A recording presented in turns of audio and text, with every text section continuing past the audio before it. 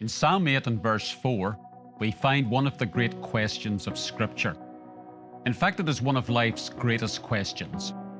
What is man that you are mindful of him? The Son of Man that you care for him? What is man? Various suggestions have been made. A political animal, a poetic animal, a tool-making animal, an animal that makes bargains. The predominant view is that mankind evolved from a blob that emerged from a primeval swamp. By contrast, the Bible declares that the human family has a grand origin. Mankind was the crowning work of God's creation. All the beauty, order, complexity, diversity, and color were created with men and women in mind. Adam and Eve were the pinnacle of God's creation. They were created last, but were certainly not least. Man and woman came directly from God's hand. God's command was enough to create much of this world. He spoke, and it was so. But God crafted Adam and Eve. He was intimately involved in their creation.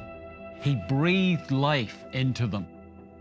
They were created last, but were certainly not least.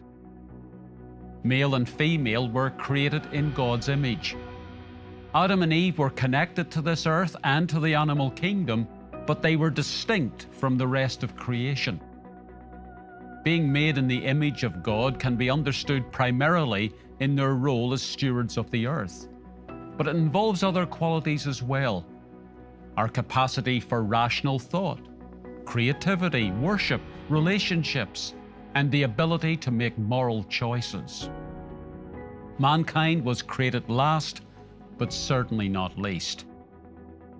God made Adam and Eve free moral agents, but therein lies the tragedy of the human story. They used their freedom to disobey God. Sin entered our world with sorrow and suffering in its wake.